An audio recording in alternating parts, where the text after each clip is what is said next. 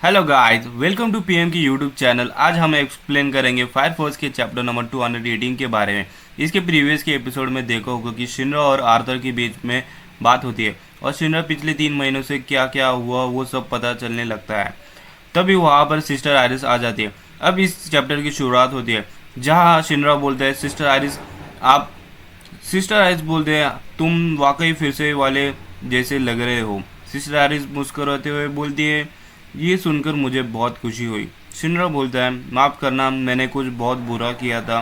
Sister iris बोलती है कि मैं समझती हूँ, चलो थोड़ी बात करते हैं। दोनों एक बेंच पर बैठते हैं। फिर शिनरा उठता है और सर झुकाकर सिस्टर आयरिस से बोलता है, मैं सचमुच माफ़ी चाहता हूँ, मैं आपसे दिल से माफ़ी मांगता हूँ। सिस्टर आयरिस मुस्कुराते हुए कहती है, शिनरा प्लीज़ अपना सर उठाओ, तुमने मुझे बहुत मदद की है, चाहे तुम्हें याद हो या ना हो। जो भी हुआ मैं तुम्हें दोष नहीं देती। दोनों एक साथ बैठे, मस्त हवा चल रही, शांत और सुकून भरा माहौल। सिस्टर आयरिस कहते हैं जब वह अजीब सा पिलर प्रकट हुआ था तभी से महाप्रलय शुरू हुआ। ये कितना सुकून है ना। लेकिन इधर उधर अफवाहें फैल रही है। शिना पूछता है, क्या दुनिया सच में इतनी बदल गई है जब मैं यहाँ नहीं था? सिस्टर आयरिस जवाब देती है, हाँ, बहुत सारी चीज़ें बदल गई है। हर नए पिलर के साथ दुनिया और ज़्यादा बदल जाती है। शिनरा बोलता है, क्यों मैंने तुम्हें चोट क्यों पहुंचाई? मुझे सच में याद नहीं।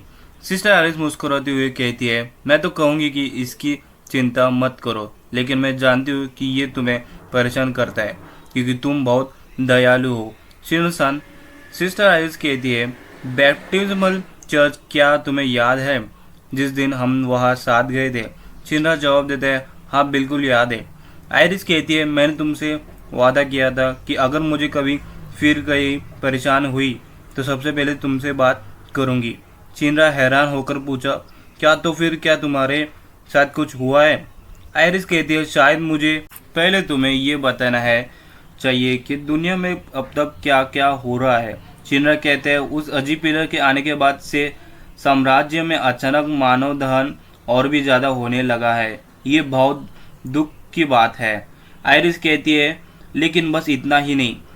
कंपनी 5 की कैप्टन हिबाना और विक्टर का मानना है कि ये सब इसलिए हो रहा है क्योंकि अडोलो की दुनिया हमारी दुनिया के और करीब आती जा रही है।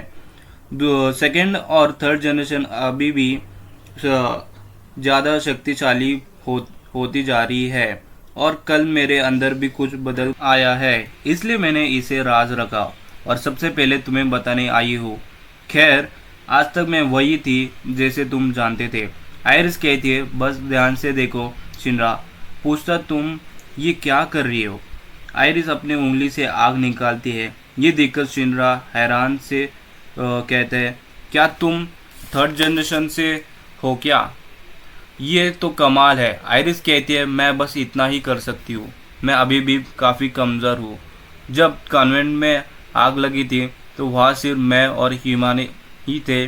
उसने सोचा कि मेरा बचना एक चमत्कार है, लेकिन शायद मेरी शक्तियाँ इतनी कमज़ोर थी कि हमें कभी एहसास ही नहीं हुआ। चिन्ह कहते हैं, लेकिन अब तो पिलर्स सामने आ रहे हैं, तुम्हारी ताकत बढ़ गई है, लेकिन वो मैं नहीं था। आयरिस कहती है कि मुझे एक अजीब सी बेचैनी महसूस हुई और इसलिए मैं तुरंत तुम्हारे पास आ गई। मैं हर चीज़ को लेकर बहुत परेशान रही हूँ, अपनी शक्तियों को लेकर और खुद को लेकर भी। ऐसा लगता है जैसे मुझे अपने ही अस्तित्व पर विश्वास नहीं है। जे हमेशा ऐसा एहसास हुआ है जैसे मैं किसी तरह की नकल हूँ। और जब मैं तुमसे इस बारे में बात करने गई, उसी सीन में दिखाया है कि शिन्ना का जो डोपलगैंगर था वो आयरिस को मारकर कहता है कि तुम यहाँ क्यों हो, मुझसे दूर रहो। आयरिस मायूस थी। शिनरा सोचने लगता है और मन ही मन में कहता है, आर्थर ने मुझे मदर किलर डेविल कहा था। वो अफवाह फैलाते थे शिनरा कुशकवर के बारे में, जिसने अपनी माँ की हत्या की। जिसे लगता है शैतान कहते हैं कि ये सब आर्थर की बातें याद आती है। शिनरा आगे बोलता है, सिस्टर आयरिस कितनी गर्म जोशीली भरी है, कितनी कोमल है। वो अपने चारों ओर रोशनी बिखेरती है वो सूरजमुखी की तरह है। अगर आप ये वर्णन साम्राज्य के किसी भी नागरिक को दे, वे सोचेंगे कि तुम एक अमातेरसु के बारे में बात कर रहे हो। ऐसा कहते हैं Shinra. So guys, Fire Force chapter 219 ख़त्म हो गया। अगर आपको और भी चैप्टर के एक्सप्लेन वीडियोस चाहिए तो प्लीज़ कमेंट कर देना एंड चैनल को सब्सक्राइब कर देना और वीडियो को भी लाइक कर देना। बाय गाइस, मिलते हैं न्यू वीडियो में जल्दी से।